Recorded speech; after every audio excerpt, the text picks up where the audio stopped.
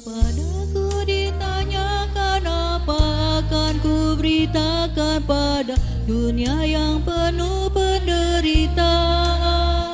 Kan ku sampaikan kabar baik pada orang-orang, bebas bagi orang yang ditawan, yang buta dapat penglihatan, yang tertindas dibebaskan. Sungguh tahu rahmat Tuhan sudah tiba, kerajaan Allah penuh kurnia, itu berita bagi isi dunia.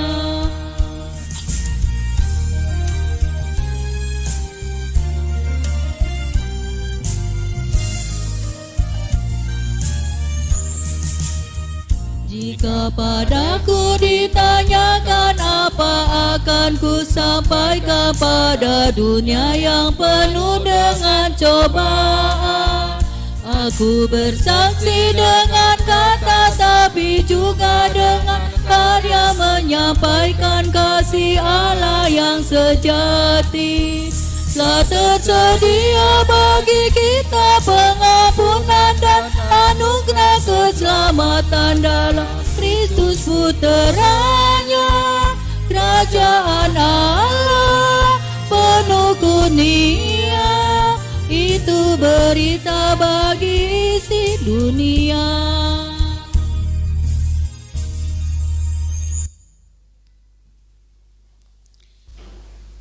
Injil Tuhan kita Yesus Kristus menurut Lukas 13 ayatnya yang ke-10 sampai dengan 17.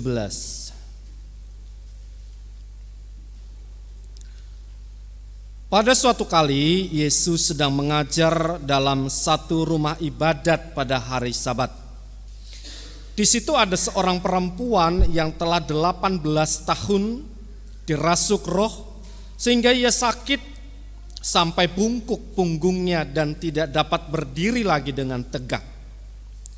Ketika Yesus melihat perempuan itu, ia memanggil dia dan berkata kepadanya, "Hai ibu, penyakitmu telah sembuh." Lalu ia meletakkan tangannya atas perempuan itu, dan seketika itu juga berdirilah perempuan itu dan memuliakan Allah. Tetapi kepala rumah ibadat gusar karena Yesus menyembuhkan orang pada hari Sabat. Lalu ia berkata kepada orang banyak, "Ada 6 hari untuk bekerja. Karena itu datanglah pada salah satu hari itu untuk disembuhkan dan jangan pada hari Sabat." Tetapi Tuhan menjawab dia, katanya, "Hai orang-orang munafik, bukankah setiap orang di antaramu melepaskan lembunya dan keledainya pada hari Sabat dari kandangnya dan membawanya ke tempat minuman? Bukankah perempuan ini yang sudah 18 tahun diikat oleh iblis harus dilepaskan dari ikatannya itu karena ia adalah keturunan Abraham?" Dan pada waktu ia berkata demikian, semua lawannya merasa malu dan semua orang banyak bersukacita karena segala perkara mulia yang telah dilakukannya. Demikianlah Injil Yesus Kristus. Berbahagialah setiap mereka yang mendengarkan firman Allah dan yang memeliharanya dengan setia dalam kehidupan sehari-hari. Haleluya.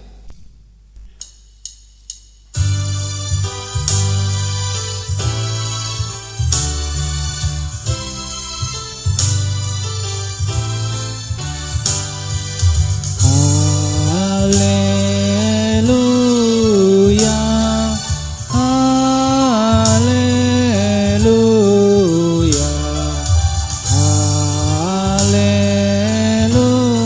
haleluya,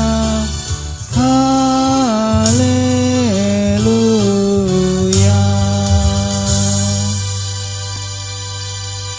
Silahkan duduk. Selamat pagi saudara-saudara sekalian.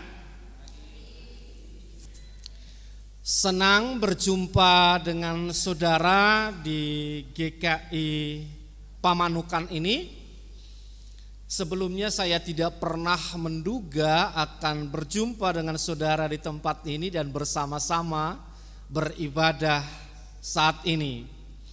Perkenalkan, nama saya Barmen Brevis Lumbantoruan. Saat ini saya melayani di GKI Purwareja Klampok, Banjarnegara, Jawa Tengah, masih Indonesia. Gitu ya. Kalau di sini di Subang, Jawa Barat, lah kami Jawa Tengah.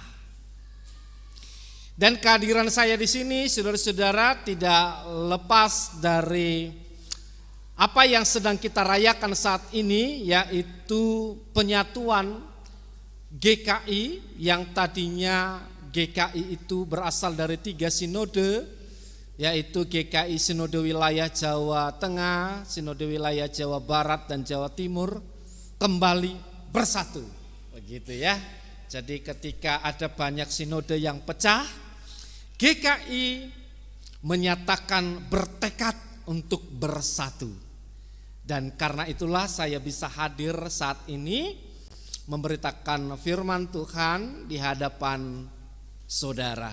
Salam hangat dari jemaat GKI Purwareja Klampok buat saudara sekalian. Nah, saudara-saudara, di kesempatan yang berbahagia ini, tema kita ini cukup menarik, gereja yang memanusiakan manusia. Pertanyaannya adalah kenapa tema kita begini, gitu ya. Tadi di awal dari kata pembuka dan juga rekan-rekan yang melayani tadi sudah menyampaikan, Bapak Ibu, bahwa gereja itu terus hidup di tengah perubahan gitu ya, bukan hanya perubahan yang pasti, tapi juga kita diajak untuk adaptif terhadap persoalan-persoalan kehidupan yang sepertinya tak habis-habis gitu ya. Tadi diceritakan bagaimana seorang anak, lalu lansia, lalu orang dewasa, persoalannya semakin luar biasa Bapak Ibu. Ketika anak-anak menyampaikan bahwa persoalan saat ini bukan hanya soal ekonomi bagi mereka, tetapi juga yang terkait dengan parenting, terkait dengan pengasuhan anak. Lah, kalau saya lihat tadi setelah selesai sekolah minggu anak-anak berlarian, saya kadang berpikir gimana nanti hidup mereka ini 20-30 tahun yang lalu yang kemudian ya begitu. Apa yang akan mereka hadapi ya begitu. Nah, mau tak mau orang tua saat ini memang harus mempersiapkan mereka menjadi pribadi-pribadi yang lebih tangguh. Gitu. Karena ketika saat ini sebagian kita sudah kerepotan bagaimana cara mengasuh anak, lah bagaimana mereka nanti 30 tahun yang lalu, yang kemudian, begitu ya. Lalu tadi ada Bapak yang berusaha menjelaskan pergumulan para orang tua. Bapak Ibu, saya tidak tahu di GKI Pamanukan begitu ya. Tapi di beberapa GKI bukan hanya jumlahnya yang bertambah Bapak Ibu, jumlah anggotanya yang bertambah, tetapi jumlah lansia juga bertambah. Jumlah orang tua makin bertambah. Nah, tentu ini menimbulkan persoalan-persoalan yang baru. Bagaimana mereka nanti hadir di tengah, bukan hanya di tengah ibadah, tapi juga di tengah keluarga yang anak-anaknya semakin sibuk. Yang kadang berangkat jam 6 pagi, pulang jam 9 malam. Ini orang tua dikemanain? Itu persoalan yang serius. Ditambah lagi bapak-bapak, ibu-ibu yang dewasa yang mulai pusing begitu ya. Wah, gimana nih biaya anak sekolah gitu ya. Bagaimana ini untuk rumah tangga gitu ya. Bagaimana ini, bagaimana itu, banyak sekali yang dipikirkan. Sehingga kadang gampang emosi ya, kadang Bapak Ibu ya. Bapak Ibu emosi itu di tanggal muda apa di tanggal tua biasanya? Tapi biasanya kalau sudah berkaitan dengan itu, wah kita sudah mulai emosi. Belum lagi sakit penyakit yang semakin banyak ya Bapak Ibu ya. Saya teringat saya sendiri, mungkin Bapak Ibu yang generasi milenial ke atas gitu ya. Mungkin dulu disuntiknya waktu kecil paling berapa kali gitu ya vaksinnya begitu. Saya teringat anak saya sampai saya dan istri saya menangis. Karena disuntiknya itu, wah udah di mana-mana banyak sekali. Dari dua tangannya, pahanya, bokongnya begitu ya, disuntiki semua. Gitu. Bisa kita bayangkan anak-anak yang lahir 20 tahun ke depan, disuntiki apa lagi mereka? Jadi, wah luar biasa sekali ya perjuangan manusia ini, perjuangan Bapak Ibu. Karena itulah saudara-saudara kita diingatkan kembali bahwa kita sebagai pribadi sekaligus juga sebagai manusia.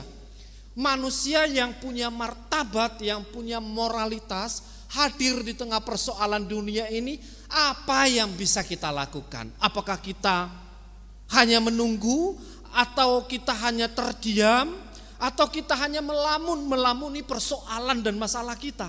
Atau kita harus bangkit melakukan sesuatu? Gitu. Itulah maksud dari tema kita ini, gereja yang memanusiakan manusia. Slide kedua, next. Nah saudara-saudara, tema kita ini sebenarnya bukan tema yang asing bagi kita di Indonesia dengan beragam budayanya gitu ya. Tema kita ini adalah falsafah, filosofi yang sering kita dengar dalam masyarakat Indonesia yang terkenal dengan kearifan lokalnya. Misalnya kalau orang Jawa di Jawa Tengah bilang memanusiakan manusia itu adalah ngewongke. Bapak Ibu bisa mengucapkannya? 1, 2, 3. Ngewongke. Memanusiakan manusia bahasa Jawanya. Tapi ada lagi saudara-saudara dari daerah Minahasa, falsafah yang berbunyi sitou timou tumou tou. Wah, ini lumayan sulit. Bisa Bapak Ibu baca? 1, 2, 3. Sitou. Wah, luar biasa. Ini artinya juga sama, memanusiakan manusia. Ada lagi saudara-saudara falsafah dari suku Bugis. Sipakatau, Sipakalebi, dan Sipakainge. Ini rada susah ini. Ayo kita coba Bapak Ibu mengucapkannya 1, 2, 3. Sipakatau.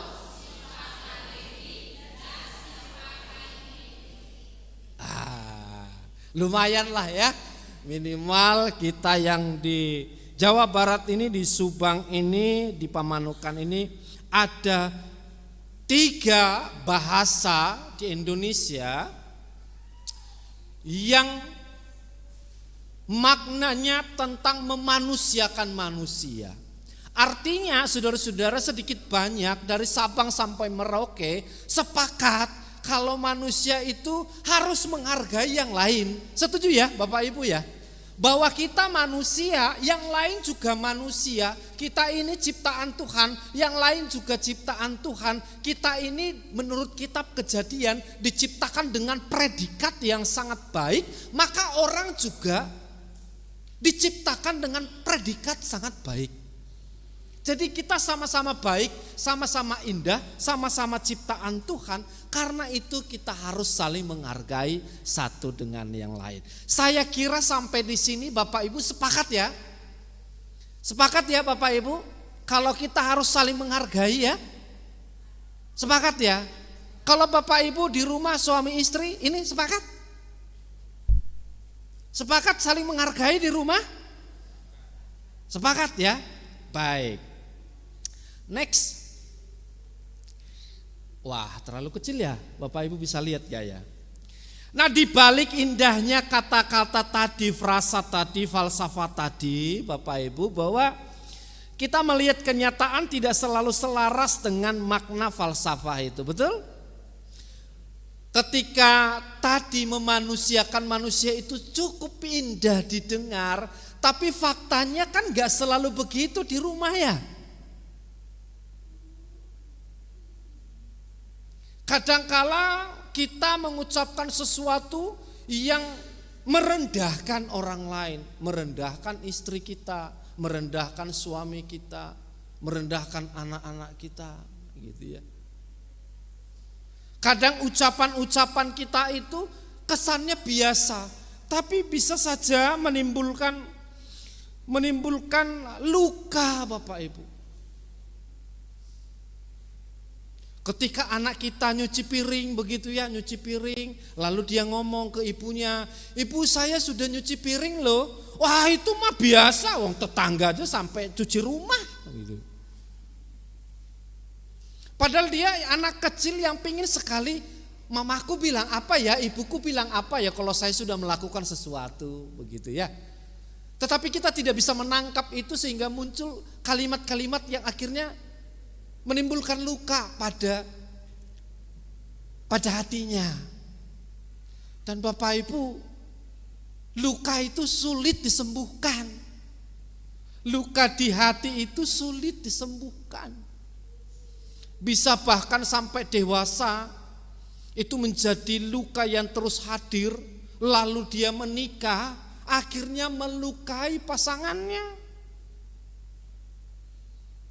Ketika dia menikah yang dengan luka itu yang tidak pernah mendapatkan penghargaan dari orang tuanya, lalu dia menikah, istrinya juga bekerja di rumah, merawat anak-anak, tidak pernah sepatah kata pun diucapkannya terima kasih.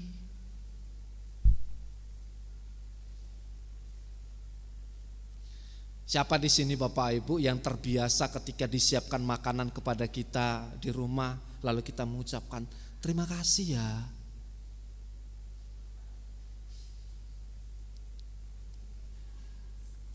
Jadi kalau begitu kita bisa bilang iya memang tadi yang kita sebutkan di awal yang sulit mengucapkannya itu masih belum selaras dengan kehidupan kita gitu ya. Saya bikin contohnya sederhananya di sini Bapak Ibu, bahwa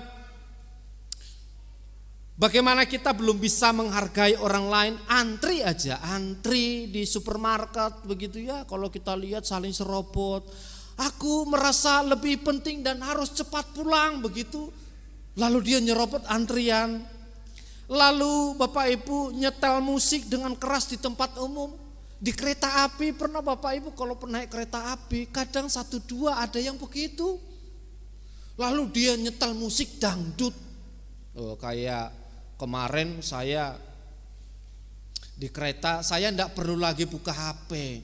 Tadinya saya pengen dengar musik, enggak perlu lagi. Di belakang saya bapak-bapak sedang nonton YouTube. Nonton YouTube lagunya dangdut. Wah, kan enggak semua orang suka dangdut Bapak Ibu. Terus volumenya gue full. Sampai semua orang melihat dia, tapi dia biasa aja. Lah bayangkan Bapak Ibu jika ada orang tua gitu ya. Kadang orang tua itu kan ngantukan ya Bapak Ibu ya. Bukan hanya di ibadah yang ngantukane gitu ya. Kan ada orang tua yang ngantuk di ibadah gitu. Tapi di tempat-tempat lain juga ada yang gampang ngantuk gitu. Di kereta, di mana lah gitu. Kan kasihan ya Bapak Ibu disuguhi lagu dangdut. Tapi juga Bapak Ibu kita bisa saja tidak menghargai orang lain karena tidak terbiasa mengucapkan magic words. Wah, ini ada magic words. Kata-kata ajaib. Ini ada kata-kata ajaib Bapak Ibu yang bisa menolong orang-orang untuk tumbuh kembang dengan baik. Yang pertama itu adalah tolong. Tolong, please, tolong ambilkan A, tolong ambilkan B. Lah setelah diambil lalu kita mengatakan terima kasih. Gitu ya. terima kasih. Atau ketika kita melakukan kesalahan, kita minta maaf. Bukan ngotot gitu ya. Kita minta maaf ketika kita sadar salah, kita minta maaf, sebenarnya kita sedang menghargai orang yang ada di depan kita, Bapak Ibu. Bahkan kadangkala kita perlu minta maaf kepada anak-anak kita, supaya mereka melihat bertumbuh dalam pemahaman menjadi orang itu ya harus gentle. Kalau salah ya minta maaf, nggak usah tiba-tiba ngomong ke A ke B ke C kan gitu ya. Kalau ya salah ya minta maaf saja, maaf ya nak, maaf ya istriku, maaf ya suamiku, gak apa-apa. Next, nah saudara-saudara, kurangnya penghargaan terhadap hak dan martabat orang lain itu ternyata terjadi juga dalam kehidupan orang beragama.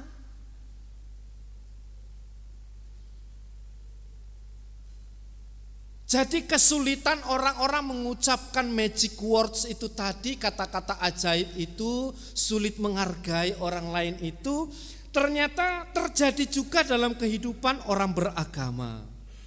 Ritual-ritual sebagai bentuk hormat kepada Tuhan tidak selalu berjalan bersama dengan kehidupan yang dikehendaki Allah. Nah pertanyaannya, yang dikehendaki Allah itu seperti apa sih?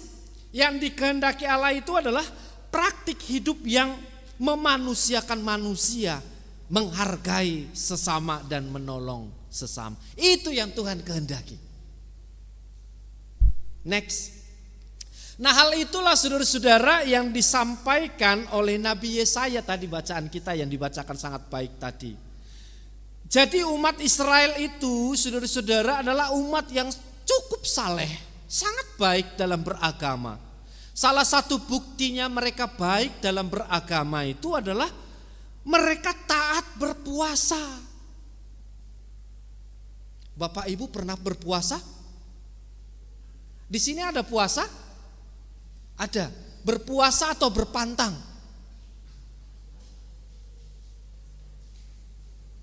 Berpantang atau berpuasa begitu ya. Nah salah satu bukti kesalehan mereka adalah berpuasa Bapak Ibu. Berpuasa itu untuk apa? Sebagai bentuk pertobatan dan juga agar terhindar dari hukum Tuhan. Jadi mereka itu berpuasa itu supaya nggak kena masalah gitu kira-kira ya. Nah yang menarik Bapak Ibu, menurut kitab Zakaria, saya tidak tuliskan di sini, Bapak Ibu bisa nanti lihat. Zakaria 8 ayat 18 dikatakan umat Israel itu berpuasa 4 waktu dalam setahun. Bayangkan Bapak Ibu, 4 waktu dalam setahun. Bulan ke-4, bulan ke-5, bulan ke-7, bulan ke-10. Saya tidak tahu berapa hari setiap bulannya mereka berpuasa. Tapi bayangkan 4 kali berpuasa dalam setahun. Itu berpuasa bukan karena gak punya apa-apa, tapi demi menunjukkan mereka taat kepada Tuhan. Hitung-hitung mengurangi pengeluaran keluarga ya Bapak Ibu, kan lumayan tuh 4 kali setahun. Kalau misalnya sebulan 4 bulan kan lumayan. Jadi selain penting untuk meningkatkan kualitas ekonomi, mereka juga menunjukkan ketaatan mereka dengan berpuasa. Nah ini yang menarik. Ketika mereka udah rajin berpuasa Bapak Ibu, tapi mereka melihat, loh kok hidup kita gini-gini aja ya. Pernah enggak Bapak Ibu merasa, saya ini sudah sering beribadah, tiap hari Minggu beribadah, saya melayani Tuhan terus setiap minggu, saya berdoa kepada Tuhan setiap puasa sebelum sebelum Paskah, ikut juga puasa setiap tahun, kok hidup saya gini-gini terus ya? Pernah kepikiran gitu enggak?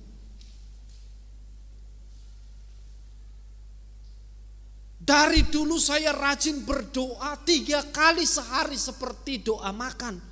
Tapi kenapa Tuhan kok kesannya enggak denger ya? Gitu kan ya? Kadang-kala kan kita gitu, udah berdoa terus siang malam. Kalau kita lihat Alkitab, Masuklah ke dalam kamarmu, tutup pintu. Kita juga melakukan itu. Kita masuk kamar, tutup pintu, berdoa dengan khusyuk setiap malam. Tapi berbulan-bulan yang kita doakan, kok rasanya gak kelihatan ya. Pernah merasa seperti itu Bapak Ibu? Nah, orang Israel juga merasa seperti itu. Kami itu sudah menunjukkan ketaatan kepada Tuhan. Kami berdoa saban hari, kami beribadah kepada Tuhan saban hari. Kok ya hidup kami gini-gini aja ya? Tuhan kok enggak pengertian gitu. Mbok ya kami dilihat, mbok ya kami diperhatikan gitu. Mereka bilang begitu Bapak Ibu. Pertanyaannya, kenapa benarkah Tuhan gak memperhatikan mereka? Apa yang salah dalam hidup mereka? Nah ini Bapak Ibu, next. Ternyata Bapak Ibu, Nabi Yesaya menjawab mereka ketika mereka ngeluh ya. Kami sudah beribadah, sudah berdoa, kenapa Tuhan kesannya gak nolong kami? Lalu Nabi Yesaya sebagai utusan Tuhan jawab mereka. Nabi Yesaya itu bilang gini, puasa yang Tuhan inginkan itu bukan hanya soal tidak makan dan tidak minum.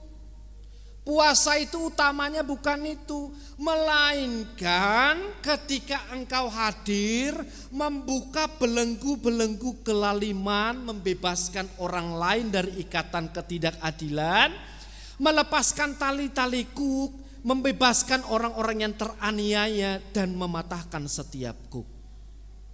Arti sederhananya apa yang dikatakan Nabi Yesaya ini saya sebutkan di slide. Puasa itu bukan hanya tidak makan dan tidak minum. Berpuasa itu artinya kita yang sibuk sekali setiap hari berusaha mengarahkan cintanya Tuhan itu loh. Cintanya Tuhan itu kepada sesama kita. Itu yang ternyata Tuhan inginkan, bukan hanya soal tidak makan dan tidak minum. Itu artinya saudara-saudara, ini bukan hanya soal menunjukkan kalau kita itu baik di hadapan Tuhan gitu.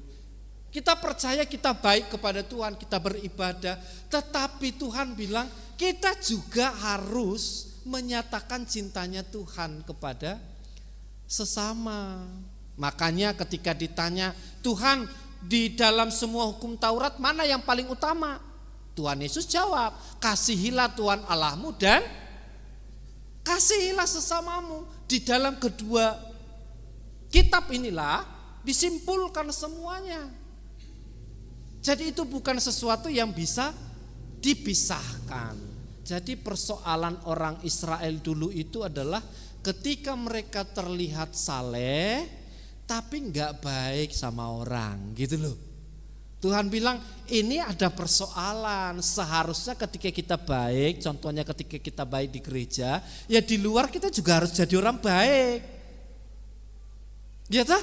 Ketika kita memuliakan Tuhan dengan bahasa-bahasa yang indah di dalam gereja, maka di rumah kita juga bahasa-bahasa yang indah itu harus muncul. Ketika kita menghormati Tuhan di tempat ibadah, maka di rumah kita juga rasa hormat itu harus terlihat. Itu yang dikatakan oleh kitab Yesaya. Next. Nah, hal itu juga lah saudara-saudara yang disampaikan Yesus di dalam kitab Injil. Yang Injil yang saya baca tadi. Yesus menekankan bahwa menguduskan hari Sabat itu penting, tetapi bukan untuk menjauhkan umat dari tindakan-tindakan kemanusiaan.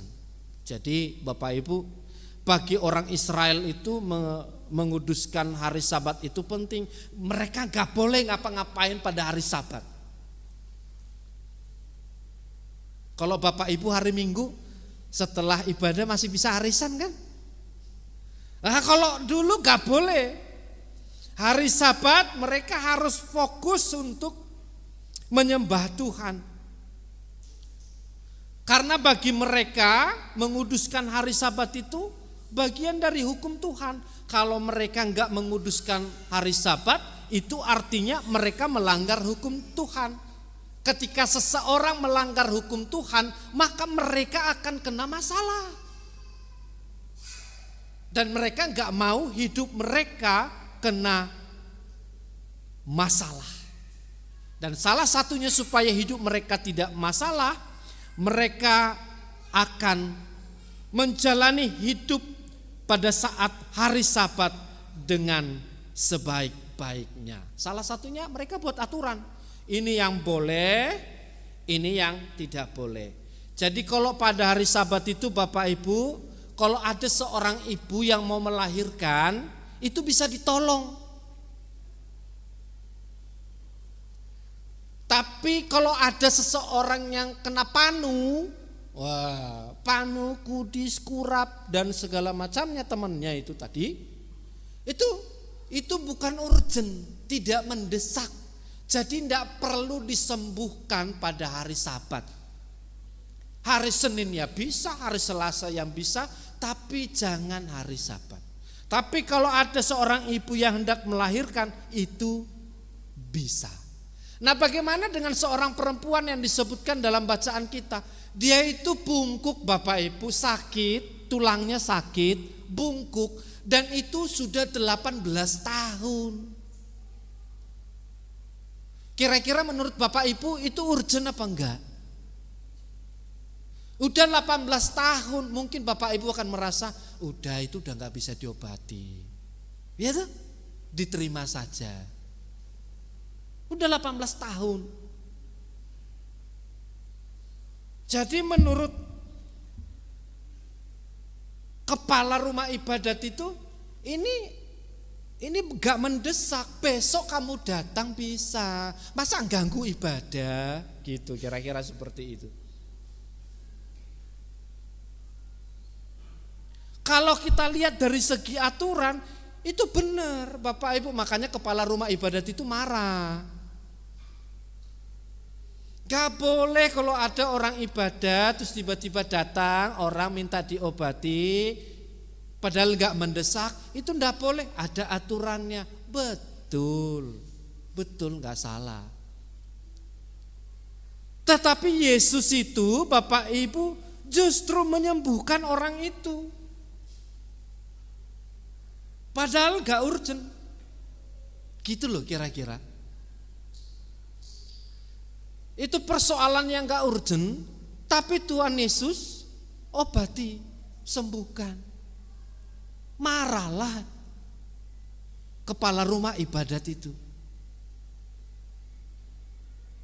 Tetapi saudara-saudara, kalau melihatnya bukan hanya soal hukum gitu ya, bukan hanya soal boleh atau tidak boleh.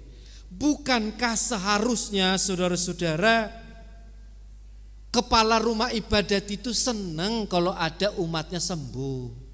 Lah Bapak Ibu, kalau ada jemaat GKI Pamanukan yang sakit, Bapak Ibu senang enggak kalau jemaat itu sembuh? Senang enggak Bapak Ibu?